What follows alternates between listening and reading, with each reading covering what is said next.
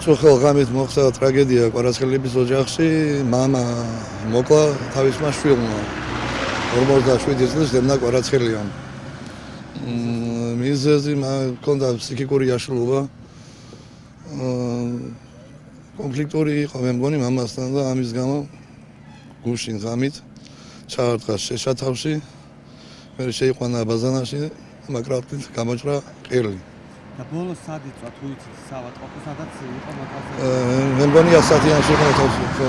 რა იყო გამოჩნდა თუ ისეთ საშიში? იქ ნორმალურად ალბათ რა ვიცი, იქცეოდა ნორმალურად და მე შევხვდი ერთი 10 დღის წინ, იქცეოდა ჩვეულებრივად. არაფერი განსაკუთრებული. დაკავებული თუ არის ეს? დაკავებულია რომ მოხდა 10 წუთში დააკავეს. არც გაქცეულა, არც არაფერი, რა სახში აიყვანეს პირდაპირ. ანუ კონფლიქტი ჰქონდა მამასთან. მე მგონი ჰქონდა, ხო.